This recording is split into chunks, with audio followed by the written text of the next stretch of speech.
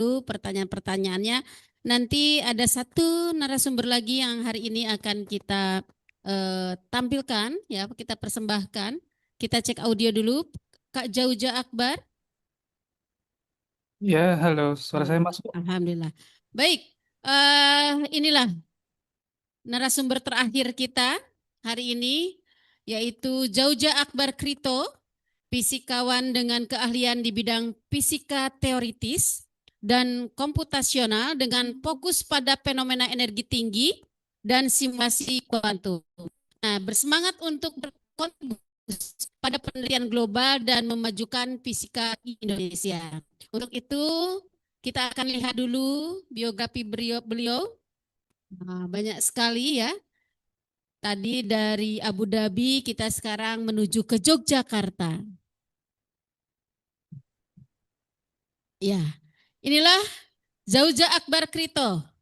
Silahkan kakak untuk menyampaikan hal-hal yang sangat bermanfaat tentunya untuk hadirin yang ada di tatap muka hari ini, yaitu eh, anak-anak hebat Kabupaten Berau, dan insya Allah bisa mengikuti kakak-kakaknya yang sudah sukses ya. Silakan Kak. Ya, baik. Terima kasih atas kesempatan yang sudah diberikan oleh Ibu Moderator. Ya, pertama-tama saya ucapkan yang terhormat Kepala Dinas Perpustakaan dan Kearsipan Kabupaten Berau beserta jajarannya, yang terhormat Bapak, Ibu, tamu undangan, dan adik-adik siswa-siswi peserta seminar literasi.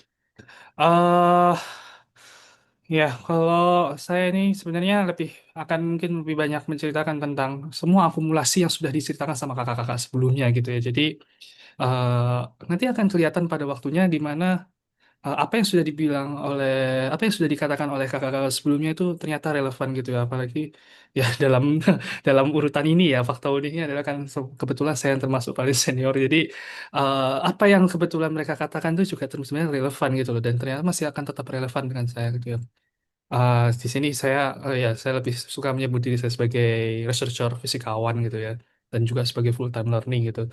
Akan saya ceritakan perjalanan panjang sebagai seorang pembelajar gitu ya, karena sejatinya memang kita baik itu kerja ataupun kuliah, ya kita akan selalu belajar gitu. Kita tidak tidak belajar sedikit saja kita sudah ketinggalan gitu. Apalagi kalau teman-teman yang mungkin sudah ada yang bekerja atau tertarik dengan dunia teknologi, kerasa sekali kadang 6 bulan aja udah terasa ketinggalan gitu ya. Nah, untuk profil singkatnya yang pertama-tama adalah ya, saya tuh sebenarnya lulusan SMA 4 Brau ya, SMA 4 Brau. Di sini ada yang mungkin lulusan SMA 4 Brau nggak? Kalau ada mungkin boleh angkat tangan. Yang dari SMA-nya SMA 4 Brau di Sambaliung itu ada? Boleh diangkat tangannya biar terlihat SMA 4, tadi SMA 1 ada. Ada Jangan ya? malu-malu, Oh ya, halo. banyak sekali. Oke, sip. Terima kasih, terima kasih.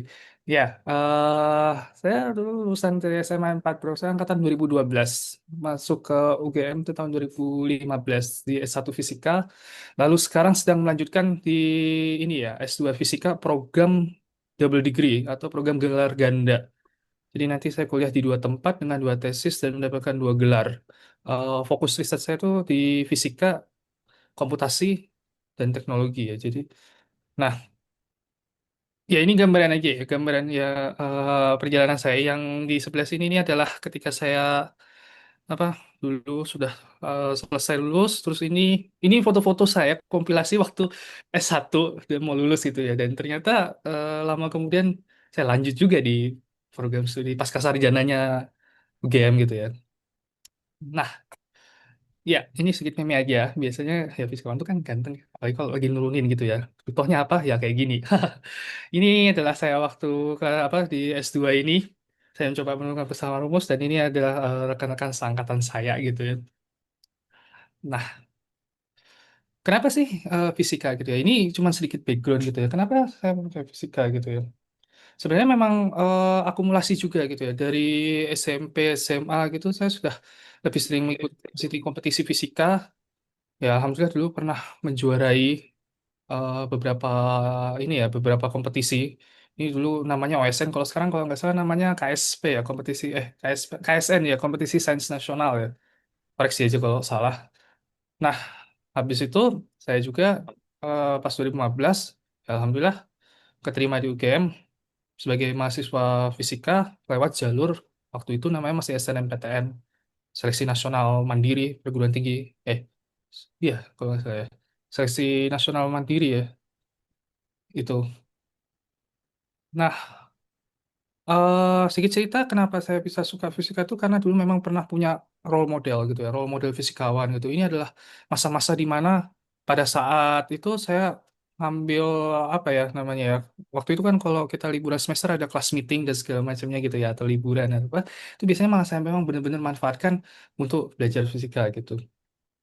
Nah, ini adalah gambaran saya hari-hari kalau belajar fisika pada masa itu ya, pada masa sekolah dan ini adalah apa ya foto. Saya ingat saya ini pada saat itu masih Januari 2015 gitu ya, beberapa waktu sebelum ujian nasional. Waktu itu masih ada ujian nasional gitu kan. Jadi sampai malam-malam belajar gitu ya. Ini termasuk yang sampai pagi kalau nggak salah sampai jam 4 sampai jam 3 belum tidur karena memang asik aja gitu ngerjain soal-soal fisika gitu ya.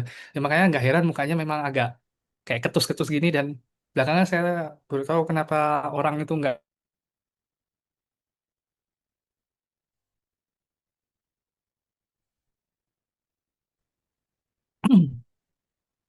Halo, sorry. Kayaknya barusan kepus ya. Ya, oke, kayak gitu. Nah, ini salah satu motivasi saya kenapa dulu pengen masuk fisika. Saat SMA saya sudah pernah melihat persamaan ini gitu kan. Ini kalau kalian teman-teman lihat pusing banget ya. Ya, memang saya Tepuk juga tangan. dulu pusing gitu ya. Pusing banget gitu ya. Ini apa gitu kan? Kenapa ini? Apa ini? Dan semakin menantang suatu persamaan buat saya dulu, ya saya semakin suka Halo gitu Kak kan. Saya semakin suka gitu. Jajin. Lebih lebih ingin maju gitu. Lebih dekat. Itu. Untuknya boleh lebih dekat biar terdengar jelas ke audiens di sini. Oh Mic-nya gitu. Kak. Oh, oke. Iya, agak hilang-hilang Agak jauh ya. katanya ya. Ya, baik. Oh, ini sudah Iya, termasuk lebih oke? thank you. Oke, sip. Makasih, Mas.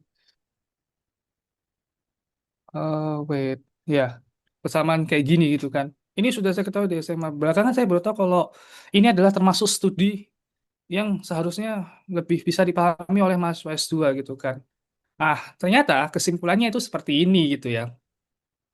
Kesimpulannya adalah bahwa yaitu adalah suatu persamaan sederhana yang menggambarkan tentang alam semesta gitu.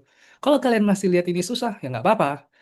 Memang ini susah, ini berat. Fisika itu memang termasuk berat aja. Cukup biar kami-kami fisikawan ini aja yang akan ngerjain gitu kan. Atau teman-teman kalau ada aspirasi-aspirasi sebagai fisikawan gitu ya.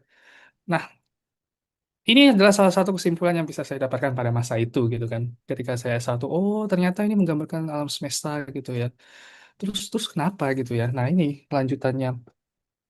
Tapi saya coba ceritakan sedikit dulu ya. Selama berkuliah fisika itu bukan berarti kemudian yang di benak kita itu adalah kalian hanya akan belajar terus atau sebagai akademisi terus atau hanya kuliah aja terus di akademi. Enggak juga. Ini senada dengan pengalaman kakak-kakak sebelumnya ya bahwa ada banyak opportunity, banyak kegiatan yang bisa diikuti dan saya termasuk yang suka sekali ngambil challenge gitu ya. Udahlah fisika itu berat, ngambil suka challenge yang aneh-aneh lagi gitu ya. Seperti ini kayak organisasi, di lab, terus ya kegiatan-kegiatan yang tergolong berat gitu ya.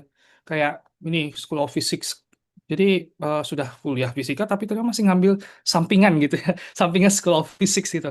Kenapa? Karena ternyata memang masih banyak yang pengen saya pelajari dan yang di kuliah itu mungkin bukan nggak cukup sih, karena memang ada waktunya kan. Jadi nggak selalu ada kecukupan waktu. Jadi gimana nyarinya ya? Kita nyari kerja sampingan gitu. Saya bahkan juga pernah mengikuti kegiatan di eh kampus tetangga itu ya ITB itu ITB Summer School Qiskit Qiskit ini tentang quantum computing machine learning for physicists itu juga ada gitu ya lintas-lintas interdisipliner itu jadi hal yang biasa gitu di samping itu saya juga ya, sempat juga join di organisasi yaitu di BEM BEM KF Gamma itu komunitas fisika Gajah Mada DPM Dewan Perwakilan Mahasiswa Menristek Menteri Riset dan Teknologi Hamafi Ikatan Himpunan Mahasiswa Fisika Indonesia jadi waktu itu dia mana jadi menteri di samping itu, di samping kuliah, saya juga nyambi atau ya kerja sampingan sebagai asisten laboratorium di 3 laboratorium sekaligus gitu. Nah, kalau yang di bawah ini lebih ke apa ya sebagai topik perjalanan topik riset saya gitu ya dari mekanika non-holonomik sampai lubang hitam gitu ya. Nah, Ya, ini adalah gambaran-gambaran kegiatan yang sudah saya ini ya. Yang pertama ini di Join Moon, saya juga bahkan ikut kegiatan yang bukan fisika banget seperti MUN atau dikenal sebagai model United Nation, di mana kita bersimulasi sebagai seorang ambassador atau duta besar, seorang duta besar dari suatu negara yang mewakili organisasinya atau apapun itu untuk kemudian sidang ala PBB gitu ya, ala Perserikatan Bangsa-Bangsa gitu. Itu pun juga saya ikuti gitu.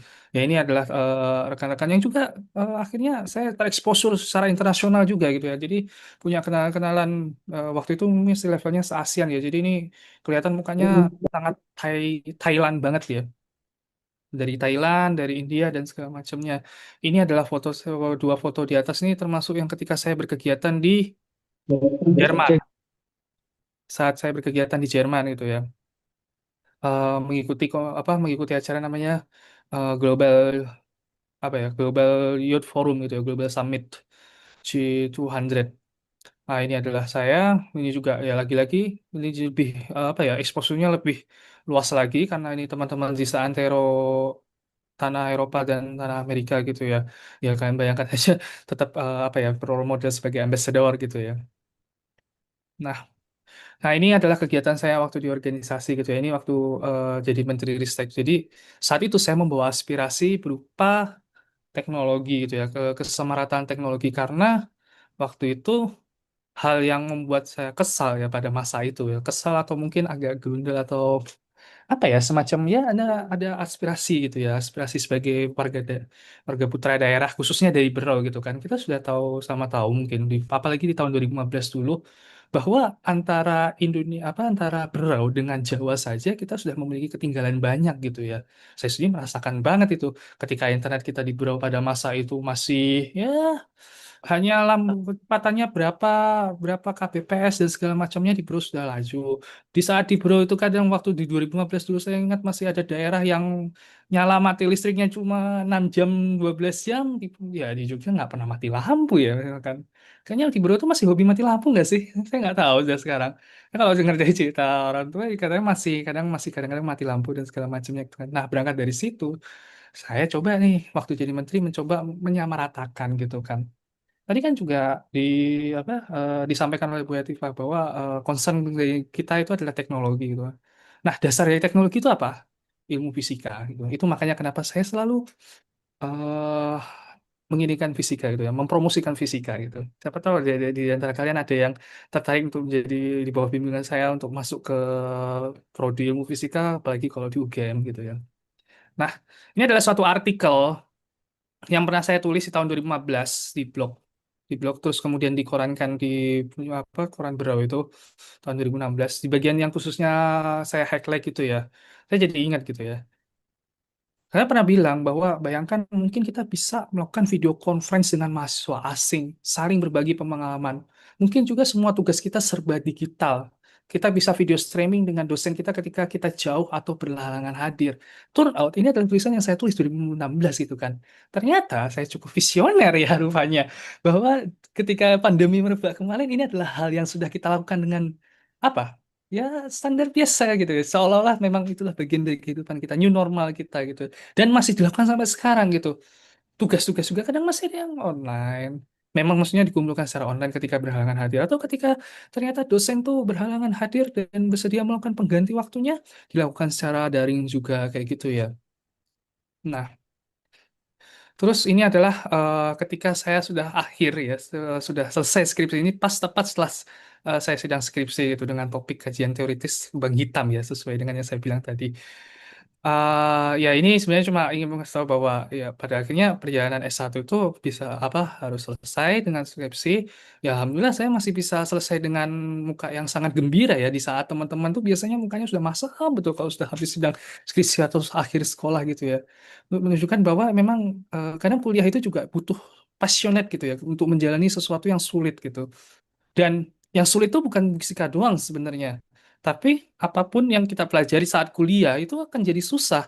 Yang teman-teman sukai sekarang, misalnya biologi. Biologi itu hafalan tentang sel, tentang ini segala macam. Kalau kalian teman-teman tahu, saat kuliah itu bukan tentang itu saja. Bisa jadi lintas disipliner seperti biofisika. Yaitu bagaimana sistem biologi itu bekerja berdasarkan prinsip dan hukum fisika.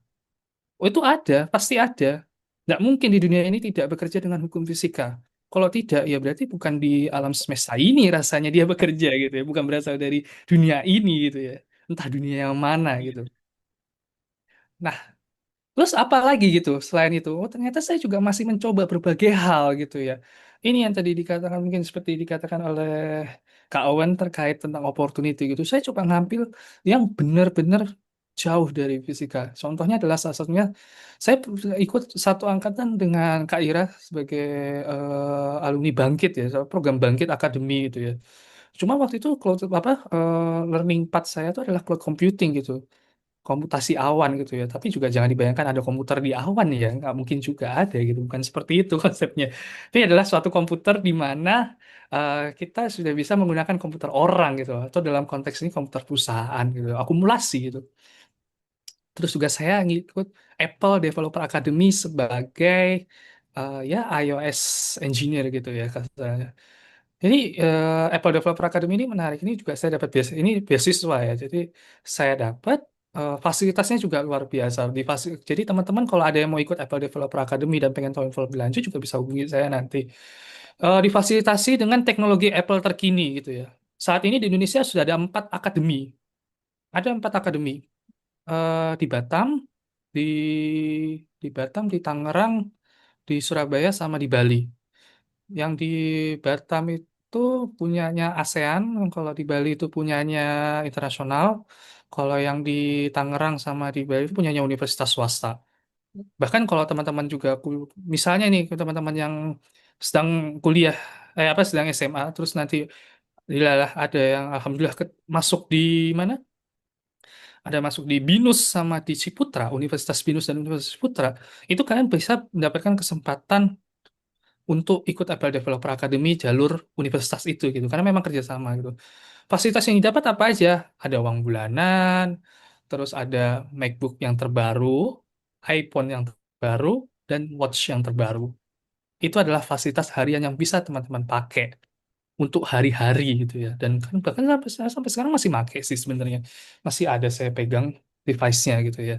Terus kalau fasilitas lain penunjangnya, mau itu yang apa tuh Vision Vision Apple Vision yang kacamata itu kalian bisa pakai di tempatnya di 4 akademi itu masing-masing dan seterusnya. Terus juga tadi kalau teman-teman ingat yang sudah dimention oleh Bu Hetifah, Ibu Hetifah Saifudian bahwa saya juga ikut magang dan magangnya juga bukan di fisika tapi di DPR RI gitu ya.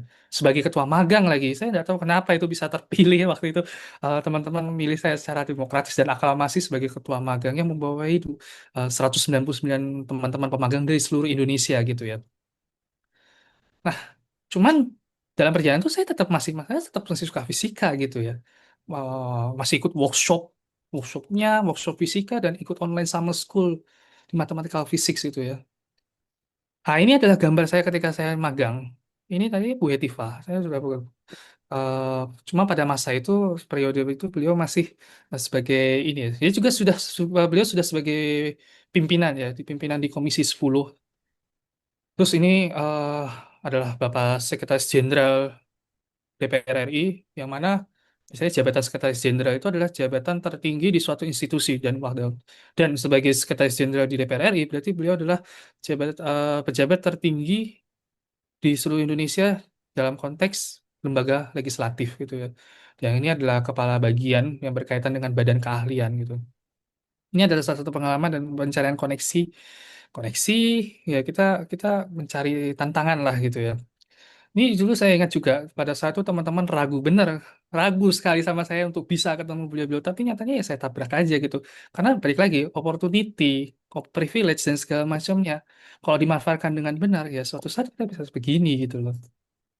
Nah, ini adalah sampingannya gitu ya. Jadi ini adalah salah satu anggota dewan juga dari Jawa Tengah.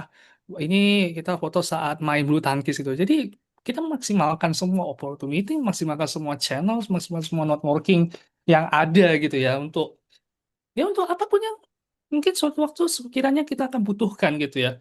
Jadi di sini saya ingin menunjukkan bahwa sebagai fisikawan pun ya kita juga harus bisa apa ya multidisipliner atau punya skill-skill lain gitu ya, skill-skill yang senada dengan apa yang sebenarnya kita butuhkan. Dan ini nggak hanya sebagai fisikawan juga, apapun yang kalian pilih, apapun prodinya, apapun keahlian kalian suatu saat nanti, ya inilah jalannya. Jalannya kalian, kalau kalian mau mencapai jalan dan apa ya namanya, perlu kalian tambah, jadi lakukan. Dan ketika ada kesempatan untuk mempraktikannya, ya langsung aja gitu.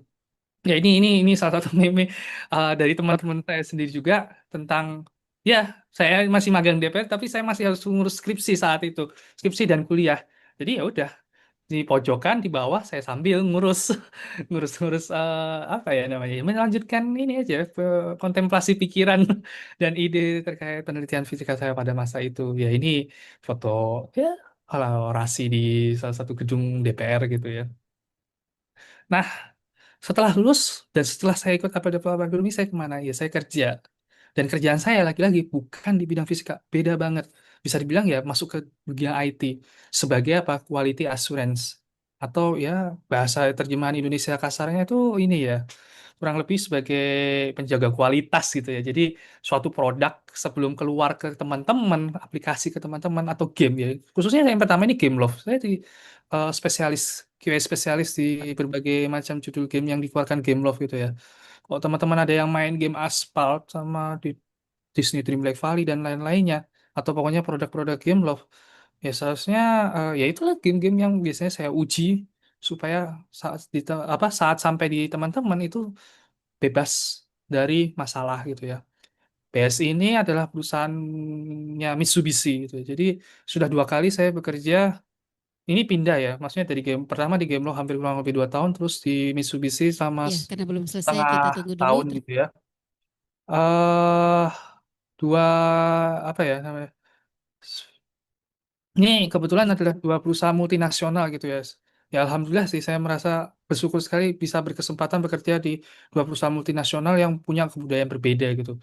Kalau CapCut ini adalah pekerjaan saya saat malam. Jadi seperti kawan juga, saya sebenarnya punya pekerjaan kedua dan ketiga saat malam-malam gitu ya, untuk freelance itu, untuk menambah menambah pundi-pundi uang iya, untuk nambah pengalaman juga iya. Nah, pengalamannya bagaimana?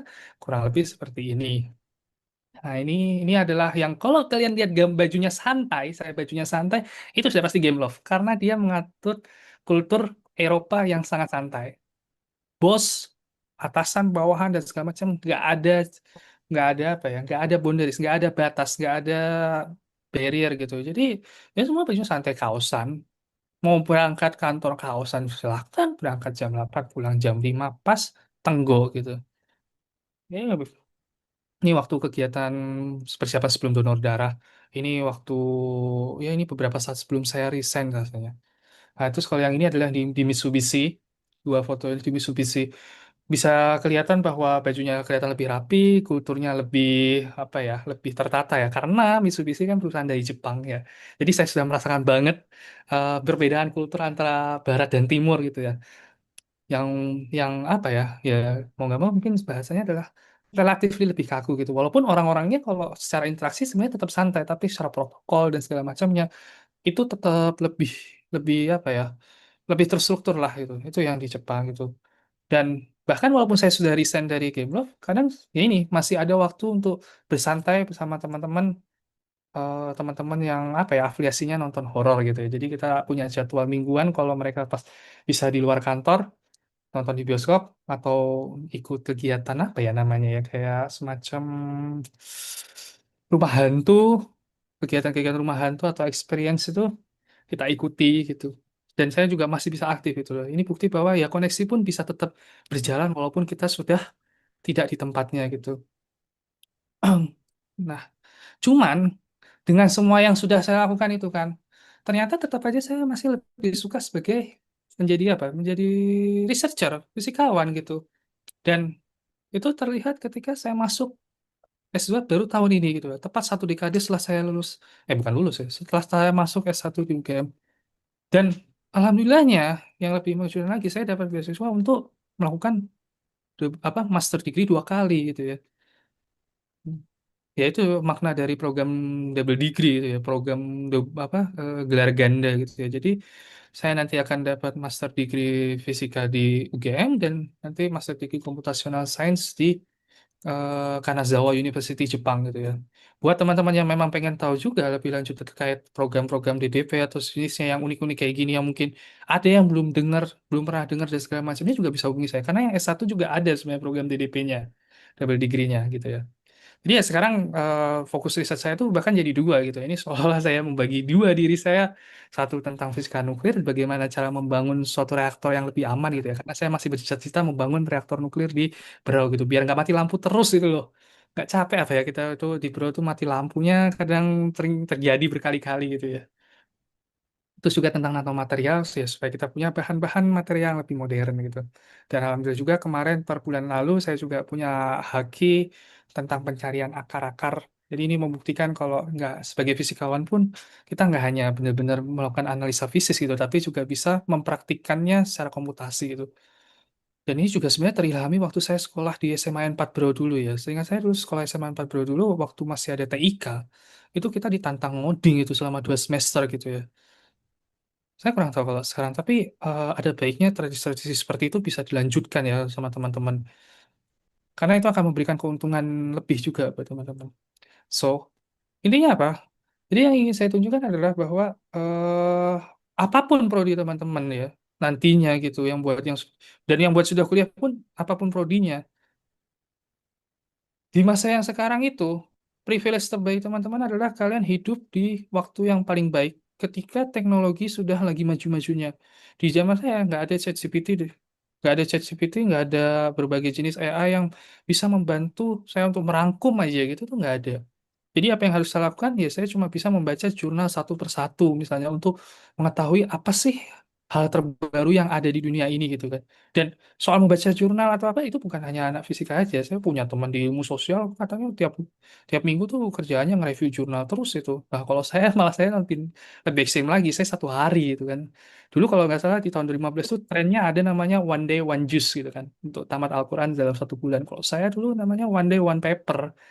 1 hari 1 paper harus bisa saya review gitu kan. Dan itu tradisi yang masih saya lakukan supaya apa ya supaya kita bisa keep it up gitu.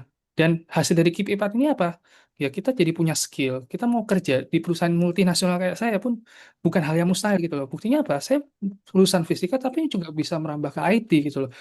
Dan apalagi teman-teman nanti kalau misalnya ada yang lebih mendalami di IT, seharusnya juga bahkan peluang kalian sudah bukan lagi sekedar ecek-ecek di dalam negeri, mungkin kayak mainnya di startup dalam negeri, startup luar negeri, Google, AWS, dan lain-lain itu memungkinkan gitu loh.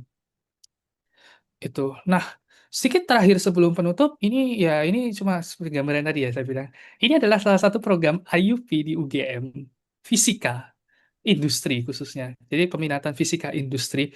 Ah, baru dibuka kurang lebih kayak baru dibuka tahun ini. Nanti kalau teman-teman ada yang tertarik untuk ke sini ya silahkan ya bisa join. Jadi menariknya dari program IUP Fisika UGM ini adalah kalian bisa apa ya ya standar lulusannya itu jadi standar internasional. Kalau nggak salah gelarnya sudah bukan SSC lagi tapi BSc ya, Bachelor of Science. Terus tracknya itu ada dua, ada 3+1 sama 3+1+1. Maksudnya apa? 3+1 itu berarti nanti 3 tahun di UGM di Indonesia dan 1 tahun di Taiwan. Ngapain? Ya kuliah juga. 1 tahun penyelesaian kuliah di Universitas Mitra di Taiwan. Kalau yang 3+1+1 itu adalah 3 tahun di UGM, 1 tahun kuliah di Taiwan, dan 1 tahun kerja di Taiwan. Ditaruh di salah semua industri-industri yang ini. Dan industri-industrinya juga bukan kalian apa, bukan industri ecek-ecek. Industrinya adalah industri terkini gitu. Kayak TSMC, semikonduktor dan segala macamnya. Ya ini lulusannya itu diharapkan nanti bisa menjadi semikonduktor engineering. So, siapa yang kalian bisa belajar semiconductor engineering itu kalian sebenarnya memegang kunci teknologinya Indonesia. Karena Indonesia sekarang kita bahkan belum sanggup bikin semikonduktor yang mumpuni. Padahal kalau mau bikin laptop, mau bikin HP, yang kalian pegang, yang apapun itu, bahkan AI, bahkan apa ya? Oh, bahkan bahan dasarnya silikon, itu banyak di Indonesia, tapi nggak ada yang bisa ngolah ke semikonduktor. Padahal semikonduktor itu semua adalah sesuatu hal yang ada di semua device kita sekarang gitu loh. Cuman kan sayang banget ya, kita bisa menghasilkan silika yang harganya per kilo itu cuma $5 ya kurang lebih. Tapi bisa mereka jual, mereka olah jadi misalnya mesin PCB atau ini ya, apa, sirkuit. Yang kalau dijual ke Indonesia itu harganya 5 ribuan. 5 ribuan dolar ya, maksudnya 1000 kali. Hobi bener ya kita itu mengkayakan orang lain tapi bukan kita gitu ya sebenarnya. Jadi ya kalau kalian mau mainnya main di teknologi yang modern dan bahkan kan para pakar-pakar AI di dunia ini juga jadi sunscreen. Emang ada ininya ya? Sorry.